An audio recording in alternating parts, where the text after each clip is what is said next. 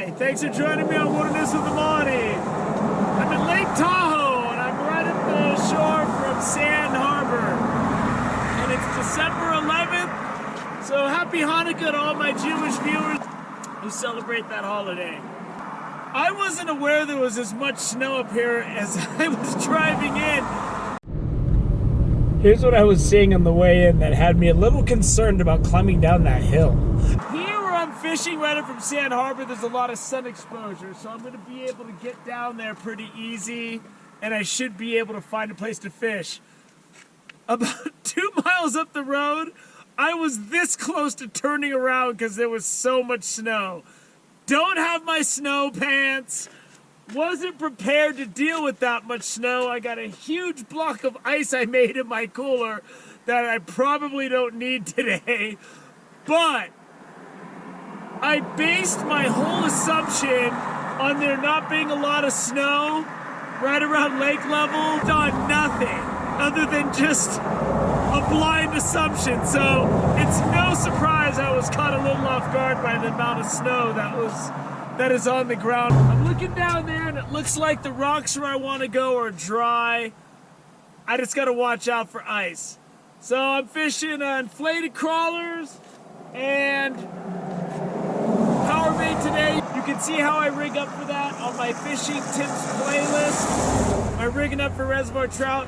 I just have 2 reels with 8-pound test that I have for Lake Tahoe, and then I use a 6-pound leader for that setup. So let's hike down there. It's not anything like I thought it was going to be when I was driving in. I thought I was going to be going down some crazy icy stuff. That's why I was just going to go to Emerald Bay or somewhere that just has flatter surfaces to walk on. But this looks like it's a go. So let's get down there, let's get set up, let's find a spot, and let's get lines in the water and see if we can't get something to eat tonight and maybe for the next few days if it's big enough. The lake level is really high. So there's a couple of spots down there I have an idea where I can fish. And it can be tough finding a spot to set up your rod securely when you fish off these big boulders. Like, I've had people say, why do you have your rods so close together when you're fishing off the rocks of Lake Tahoe? It's because sometimes there's one spot where you can secure your rod safely. And if you can find one spot, you're doing good. There's just enough ice here to put me down, so I gotta watch out. There's full-on snow up the road, like a lot of it on the side of the road. So I'm fortunate that this is all I'm dealing with. Man, this lake is super high. I mean, I don't know, historically, I've only been fishing it for, I don't know, around 3 years. So I don't know historically what people that have been fishing a lot more are used to, but from what I've come to know, this is high. It's 20 degrees and it's really cold at night. It's been for a while. This lake water is freezing. It's really shallow in this cove here. It drops off a bit out there. I'm not doubting that I can't get fish in this shallower water when it's this cold. I just prefer to have something a little deeper because I don't want to just get a couple fish that might be cruising through the shallower water. I think if I find a spot where I can fish shallow if I choose to, that would be a better option for me.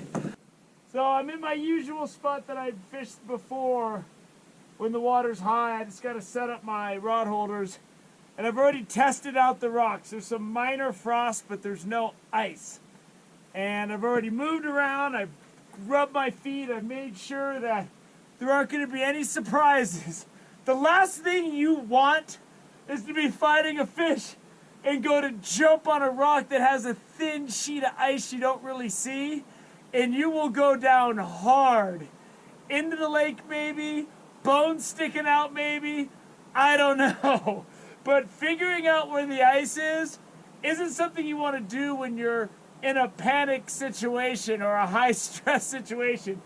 I first walked around every possibility of where I might have to land a fish, because I might have to go over there because of this big giant rock that's right here, and made sure I got firm footing.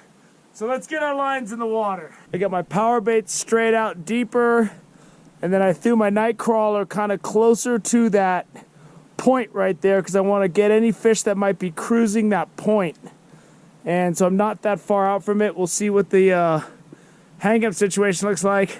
I fished here before. I never lost anything here as far as tackle goes, so this is a pretty good spot. And when I secure my rods, I can't just have them until I can get to my rods in a couple seconds secure. I need to have them sound asleep secure. Because, I mean, I have a full-on air mattress today. My extra layers will be a good pillow in the afternoon. There's no telling how long it's going to take me to get to my rod, so I need to be able to let it really get tugged on before I can make it down here. This isn't a day where I'm rolling with a dirt mattress and a rock pillow. I'm looking at fine, luxurious lounging. Night Caroline. It's good fish too. He jumped. I didn't see it completely. I got him on the 5'6". I'm rocking the smaller rod too. This isn't a huge trout, but it's good for eating. It's a good eating size. Perfect size for dinner. Oh yeah! It's not that big, but this right here with some mashed potatoes, that's dinner. This isn't the monster I'm hoping for, but this fish is really fat. It's gonna have some really pink meat, and it's gonna be delicious tonight. Tonight during football, baby. I was over standing on a cliff and I heard a bell ring. I don't know which one it is. I got that caveman excitement right now. Oh, oh, oh, oh, oh, oh. Whichever one it is, it was either sitting on it now or it went away. My power bait line suddenly went slack, which means there's probably some activity. All of a sudden I just saw it drop slack, which means something picked it up, and he's there. There we go. There we go. There we go. I never saw him bite, it never rang the bell. I just saw my line go a little slack. And it's a nice fish. Woo, he's running. There he goes. There he goes. I don't think he knew I had him for a second. This is my 5-foot ugly stick. There he is. Oh man, I gotta get over here. Oh, he's not cooperating. I know I'm off camera. Oh yeah, he's jumping. He's jumping. Oh, he's got me on the rocks again. Man, this fish is strong.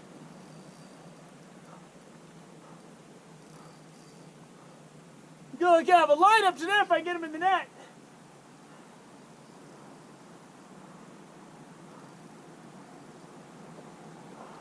It's a nice fish. The rainbows are cruising today.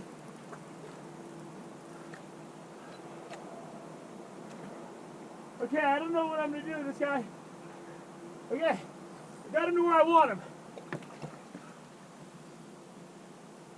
guy's got a little more gusto than the last one. I got him on that size 18 treble. Come on, buddy. That's why I like these light rods. It's a battle, man. You never know. He can still take me.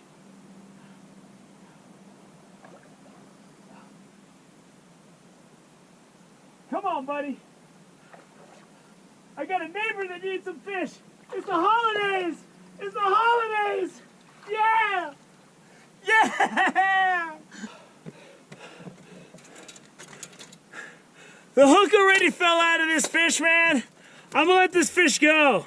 Let me get my hands wet. I'm gonna hold him up really quick, and then I'm gonna let him rest in the net, and if he's good to go, I'm gonna let him go. The hook literally just fell out of his mouth. And it's in my finger. The hook is in my finger. Ow! Here's that fish, and then I'm gonna go let him rest. I'm gonna let him go. It's a big rainbow. It's bigger than the other one. And we'll have to get another one if we need to line up. This fish was barely hooked. Water's really cold. It's taken a few minutes, but he's up right now and he's just swimming into the net.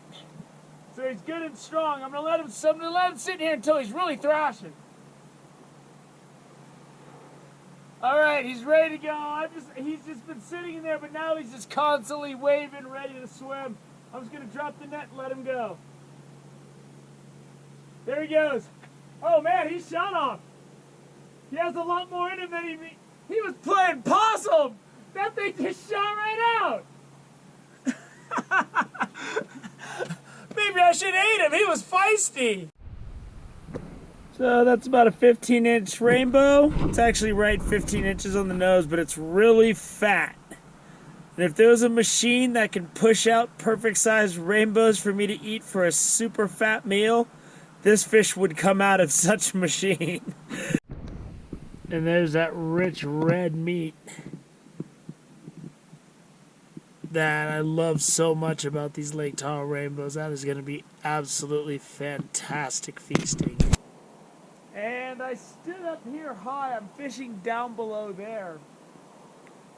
And was just watching the water with my polarized glasses. And I saw a really big trout swimming by, like right off the rocks, right where the big rocks are there, and it drops off. I mean, it was right there. If I had a rod with some kind of jig or something, I probably could have taken a shot at that thing. But I got two lines in the water, so it's neither here nor there. But sometimes I like to sit and kind of see where the fish are. I just stare like a great blue heron, just I don't even know if that's what a heron sounds like. Anyway, I know the fish are close. The water's ice cold. So I'm going to hit some shallower spots not too far distant future. So it was a great day at Lake Tahoe. That fish I let go was 2 or 3 inches bigger than the one I kept, which was 15 inches. The one I let go was fat, man. And it was fighting. And I had on that ultralight rod, and it almost had me a couple times, but I battled that thing and got it into the net. But when I saw where the hook was, I already had a nice fish in the cooler. I'm like, I'll just let this thing go, man. When the hook went in my finger, I almost kept it anyway because it hurt so bad. The hook literally popped out of that trout's mouth, went right into my little finger, and I was like, ow, you're getting eaten now. I had a verbal contract with the fish. I had to honor that. I already said I was going to let it go. So it was all good. Once it was just powering into the net, it was just like that thing took off. It was all good. But that was good. I got fantastic food to eat tonight during football. I'm going to go home and clean up the rest of that carcass, get all my stuff ready, and then probably take a nap, get this video up, and watch some ball tonight. So I hope you enjoy this day at Lake Tahoe. One on power bait, one on inflated crawlers, and I'm going to be doing a little bit of Lake Tahoe fishing this winter, so hold on to your hat. Thanks for joining me on Wilderness with Amani. Until next time.